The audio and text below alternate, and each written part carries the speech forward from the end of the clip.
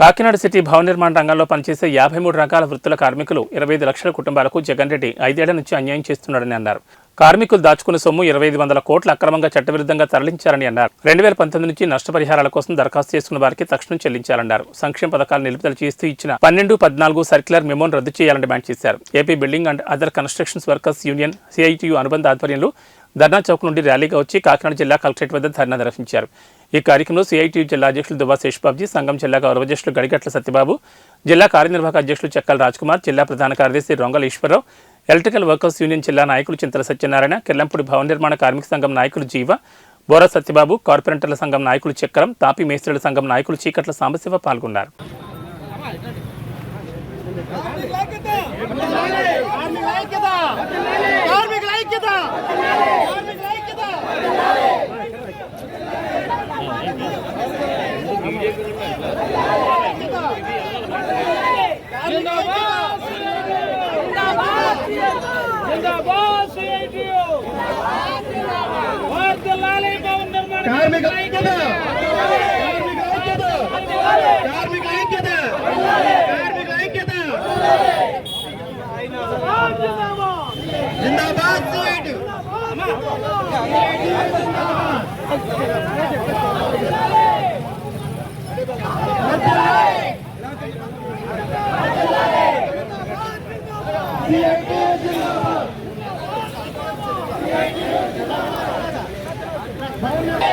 భవన నిర్మాణ కార్మికుల ఐక్యత, భవన నిర్మాణ కార్మికుల ఐక్యత.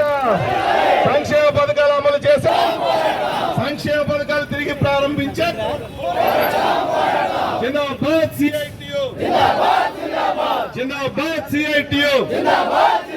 భవన నిర్మాణ కార్మికుల ఐక్యత, భవన నిర్మాణ కార్మికుల ఐక్యత. దొంగ జగన్మోహన్ రెడ్డి, కార్మికుల కూలీల సొమ్ము కాజేసిన దొంగ జగన్మోహన్ రెడ్డి, కార్మికుల కూలీల సొమ్ము కాజేసిన దొంగ జగన్మోహన్ రెడ్డి.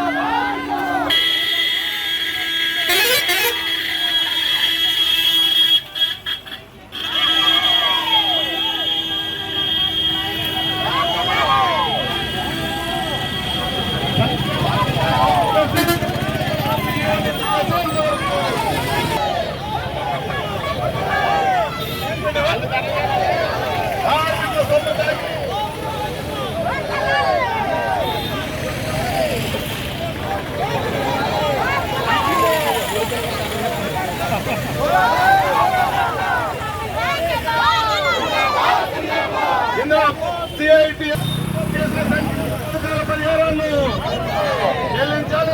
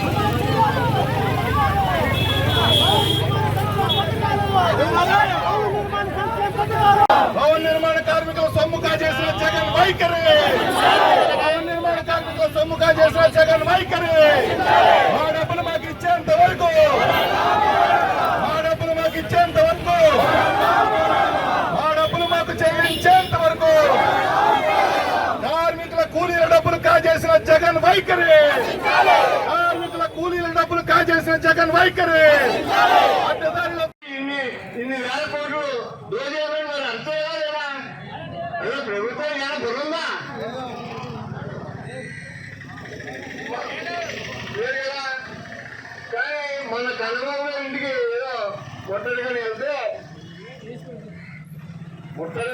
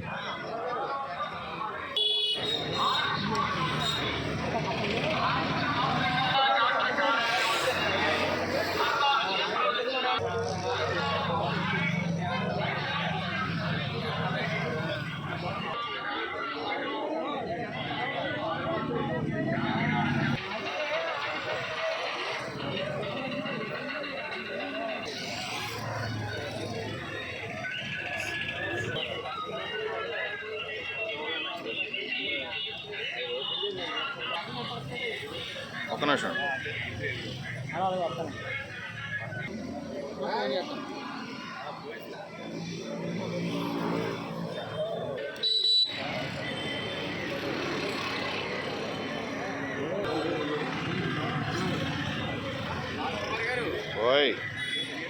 సంక్షేమ బోర్డుని రాజశేఖర రెడ్డి హయాంలో ప్రారంభించారు. ఆయన కొడుకు అధికారంలోకి వచ్చిన తర్వాత సంక్షేమ పథకాలన్నింటినీ నిలుపుదల చేస్తూ 25 లక్షల కుటుంబాలు భవన నిర్మాణ కార్మికులకి తీవ్ర అన్యాయం చేశాడు. మొదట ఇసుక మీద పడ్డాడు.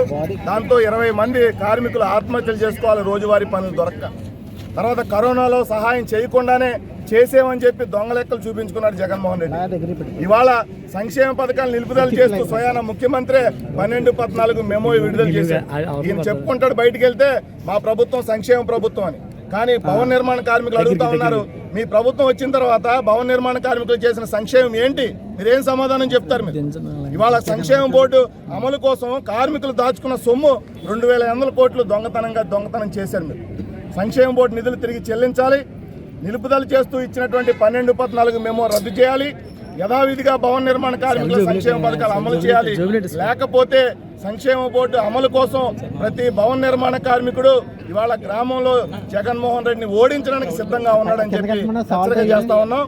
కాబట్టి ఈ రోజు భవన నిర్మాణ కార్మికులు కాకినాడ కలెక్టరేట్ ముందు ఆందోళన చేయడానికి కాలిన కడుపుతో ఆందోళన చేస్తా ఉన్నారు. దానికి కారణం జగన్మోహన్ రెడ్డి దుర్మార్గ వైఖరి అని చెప్పి తెలియజేస్తా ఉన్నాం. సంక్షేమ పథకాలను తిరిగి ప్రారంభించేంత వరకు ఈ పోరాటం కొనసాగుద్దని చెప్పి హెచ్చరిక చేస్తాం.